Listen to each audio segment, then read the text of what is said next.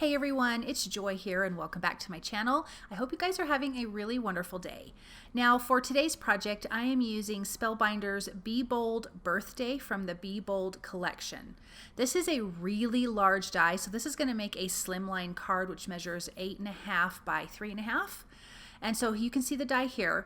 Well, what I'm going to do today is use some Yupo paper and do some alcohol ink backgrounds and then die cut the birthday from that.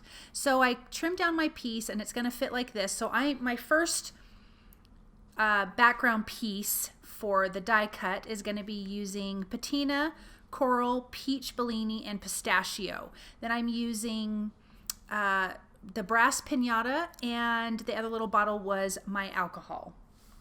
So, and I've got my little air squisher thing. This is actually for cameras to clean the lenses. So I'm just using that, laying down my ink, coming in with some alcohol, putting in my beautiful brass, even though it looks like gold. So I'm going to call it gold, but it's brass. It's a metallic alcohol ink. So I'm just pushing this around. I kind of want this just to go across the center of this paper and leave a lot of white space at the top and the bottom.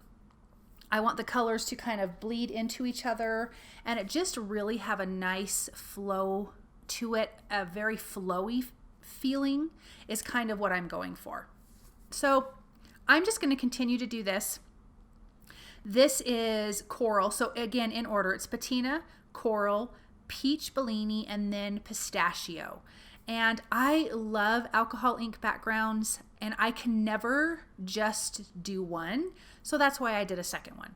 And the second one is actually with Moss alcohol ink. None of these are the pearls. This is just the straight alcohol ink from Ranger Ink, Tim Holtz collection. And I'm not using the blender solution. I'm just using regular alcohol, but you can use blender solution and that works out fine. So here's the Peach Bellini. I love this color. I think it's so, so pretty. And I'm just, once I kind of get it to a point that I like and let it dry, I'm going to kind of add a little bit more alcohol and then I blend out some of the harsher edges. So you can kind of see at the bottom there, it just kind of has this straight line. It's a little less flowy. So I am going to work on getting rid of that. So I'm just kind of pushing it in towards itself and then back out. My desk apparently is a little bit not level. So when you see me pick up that top edge of the Yupo paper, I'm kind of controlling so it doesn't just flood down the top of my Yupo paper here. So that's kind of what I'm doing. But I'm loving how this is turning out. I love these colors together. I think it's bright and fun. At the same time, I think it's very calming and so, so pretty. So I'm just going to continue finishing with Pistachio alcohol ink, which is really just a ton of fun. It's such a pretty, pretty color. And I'm almost done with this, but I did need to add a little bit more of that pistachio because it just wasn't quite enough. And I'm getting rid of those little edges down here at the bottom. And you can also come in with a paper towel and some alcohol and kind of brush some stuff away. That actually works too. So just finishing off, kind of moving this around. And then what I like to do is at the very end is take my little air squisher thing and kind of go over the whole top of it, which kind of helps it dry. And if I have it up high enough, it doesn't really push the ink around. And look at how pretty this is. I love how this turned out. It's so flowy and wispy and so, so pretty. It's just absolutely stunning. Okay, so here is the next one. This is Moss. So originally in my mind, I was like, hey, I'm going to make it look like maybe some marble background. Yeah, that didn't happen. And as you can see there, I wiped it off because it was just a little too much of the alcohol ink and a little too much alcohol, and it was just going to make a big, huge blob. So anyways, I thought, what if I try to make this look like veins on marble? It didn't really work out like that. It still turned out absolutely gorgeous and I love it. And this definitely has more white space than the previous one, but I'm just using the moss and the brass pinata on this one, and I think it's so, so pretty. And what I love about these alcohol inks is you get some other base colors out of it. So you can see at the top left there, a little bit of like a blue color is coming out of this really pretty green color. So I'm just gonna go back and forth, kind of up from the bottom down from the top. I'm going to work my way around, and I think this is really, really pretty. So I'm just doing the same thing that I was doing on the previous one, just kind of moving it. I am doing a little less wispy on this one, so I don't mind some of those harsh edges like that line on the left there, that first one that I worked on. This one right here, I was trying to make it do something the alcohol ink didn't want to do, and I actually should have left it here, and then I kept messing with it, and then it didn't turn into that at all. But I still love the way that it turned out. I really love doing alcohol ink backgrounds. I think they are so therapeutic, and I could just do this for days. And so I really need to invest in a ton of Yupo paper. Now I will say, you know, a lot of the Yupo paper is a smaller size. For these slimline cards, you definitely need to get a bigger size. So that 8x10 is perfect for this size of a card. So I would definitely throw some of that in your stash, and I am definitely going to order some more of that because I only have a couple more pieces. So now I'm going to add this other piece from the bottom. I worked on this one for a minute too. I think this one took me even longer, but I think it's really, really pretty. And it kind of has a little chunk of gold there in the center, which is really, really nice. I always feel like I have to add gold. I want some sparkle. I love the gold. I added a little bit more of that moss because I felt like it just needed a little bit more color. And again, just moving this around till you get it how you want it to be. But I think it's turning out super, super pretty. And then I've got one more piece that I'm going to come in from the right side once I get done doing that piece. So here I am, and see, this is me lifting up my cardstock paper because I don't want it to run off. And I think this one kind of turned out really super simple. And again, I'm working my alcohol ink and then coming in with more alcohol to kind of soften those edges and move it to where I want it in the center. And I like some of that buildup when you get the alcohol ink and it's really like a really dark line. I absolutely love that. So I like that with a little bit of softer edges and wispy edges is what I've realized. But this one is almost done, and it's so, so pretty.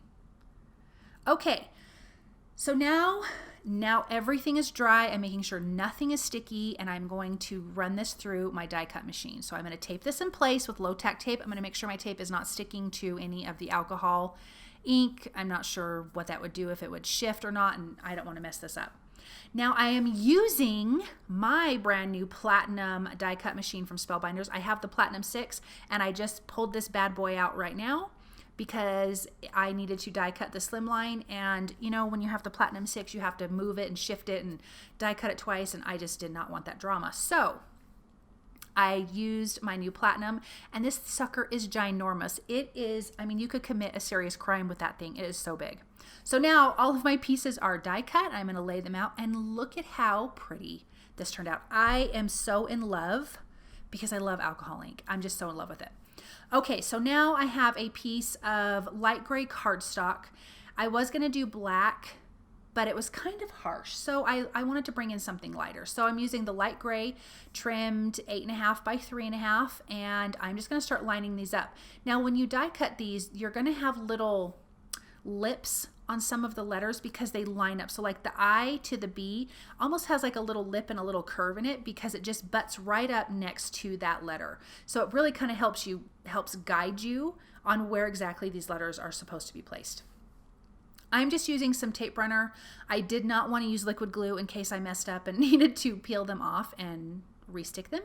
So, but that works perfectly fine. So I'm just putting that in place using my reverse tweezers to help me out.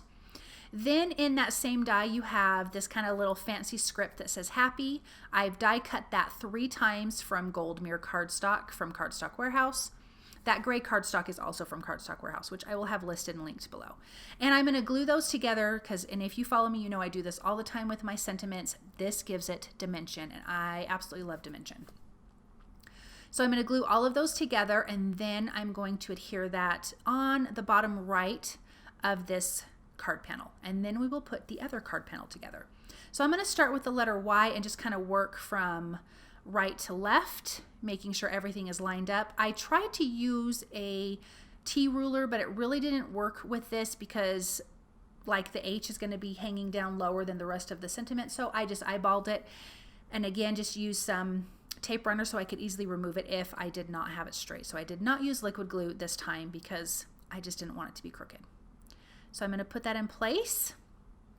And then I'm going to put this card aside and we are going to put the other one together. Now from Cardstock Warehouse, they have this beautiful cardstock. It's called Barely Green. And so that's what I'm adhering this to. This is the background and it's such a pretty color.